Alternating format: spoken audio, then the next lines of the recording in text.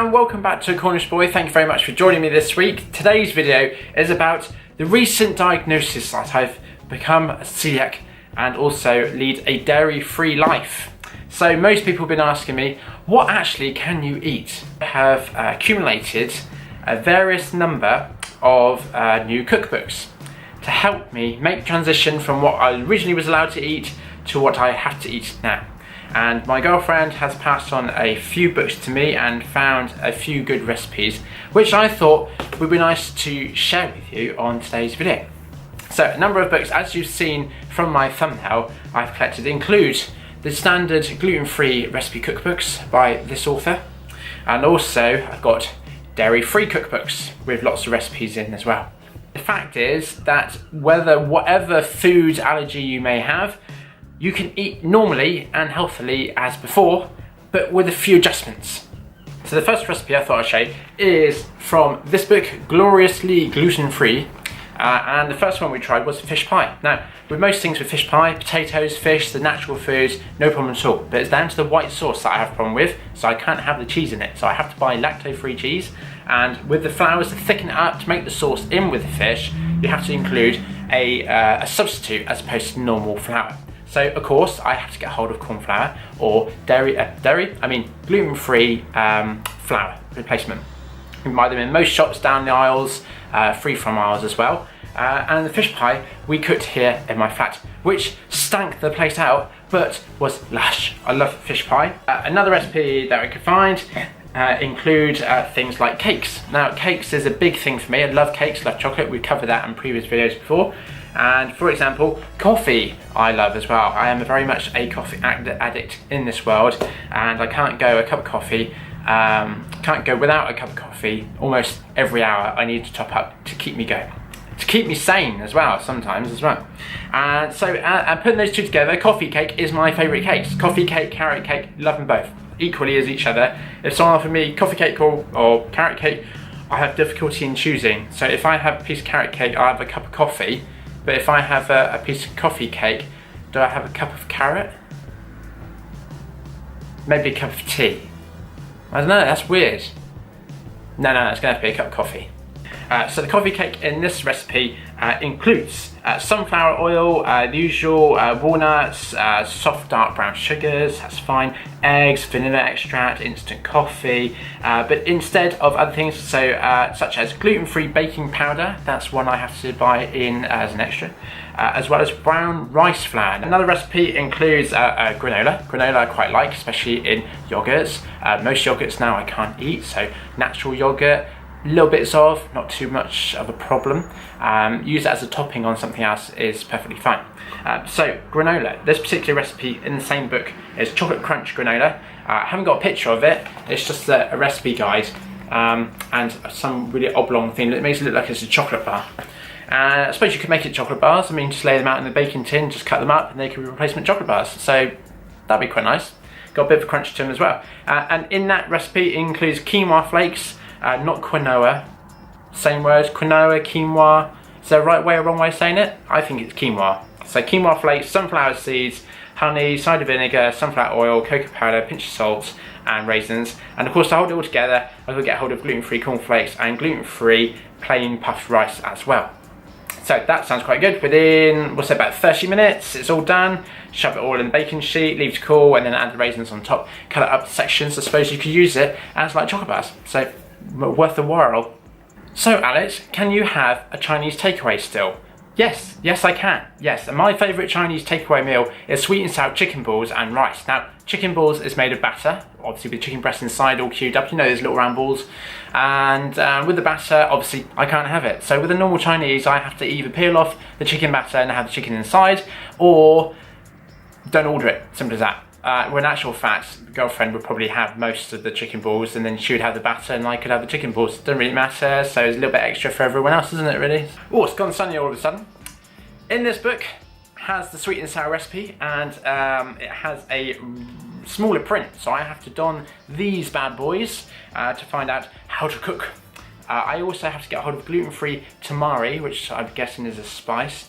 Also got eggs in it to bring it all together, and the dipping sauce also has tamari in it, rice, wine and sesame seeds. Now I think that's most things with dipping sauces, especially in the Chinese range, so that won't be too hard to get hold of. So that takes about 25 minutes preparation and then 18 to 26 minutes, quite precise, in cooking time. So that sounds quite good. But tamari, never heard of that before, don't know much about that. I'm guessing it's like the coating to replace, because that's got to replace the batter somehow. I mean, that's the look of it. It looks quite nice. So I'm guessing tamari is like the coating that is, I don't know if you can, come on, focus. I'm not sure if that focused, but they look like scones. They look quite nice. I mean, I've never tried them before. Don't even know what tamari is, so it might be worth having a look at that one. See if I can find it in the shops. Now with baking, I can cheat a little bit because you can also get hold of pre-ready made frozen puff pastry in the free from aisles. So you can get them gluten-free, which is great. A little bit more expensive than normal pre-made pastry, but it's still worth getting hold of. Just before Christmas, I made mince pies. From the very beginning, bought special flour for it, started rolling it up and roll pinning, what's it called? Rolling it out and flattening out the pastry, that was it. And it kept breaking apart. Now the mixture was very wet, so the flour itself almost like separated and became like a very, very cloggy mess, wet, sticky mess.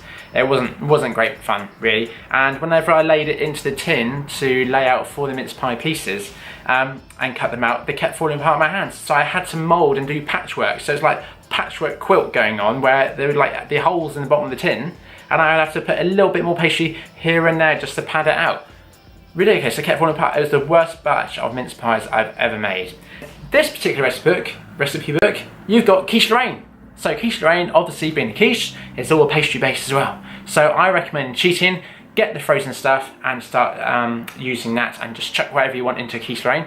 Lovely, very nice indeed, very tasty. The next book I got is this one. This one, I quite like the look of Cocoa Smoothie Bowl. Now, Cocoa Smoothie Bowl in here is just a banana, some Greek yogurt, cocoa powder, granola and dried fruits, and just mixed up in a bowl, basically. So that makes a nice breakfast substitute. Now, I quite like eating toast for breakfast. That's my go-to breakfast thing, really. And I have, obviously, special bread, and I have that, which is great. But the bread that I usually have can come out a bit polystyrene-y. Most people will recognise that description, especially with white bread for gluten-free. It comes out very polystyrene and it snaps, breaks in halves, crumbles, there's nothing to it. And when you toast it, it marginally improves it. So sometimes when you don't fancy polystyrene for breakfast, something completely different, such as a smoothie bowl, might make that difference for you. So with that, with cocoa in it as well, it's all healthy. It's got banana, so that must mean it's a healthy one. Cocoa powder in it, Greek yogurt. It's just a nice, easy-going breakfast. Granola has got oats. If there's a granola gluten-free version, then I'll be giving that a try, of course. But I need to avoid the oats itself. So that one, I might do a video on that one and show you how to do it and see how we get on. Chinese pork with rice. Oh, that's pretty good and it's quite natural. We've got pork, you've got soy sauce, which also contains traces of flour and gluten. So be careful on the soy sauces. Found that out recently. Looked through the recipe on the bottles. So look out for that one.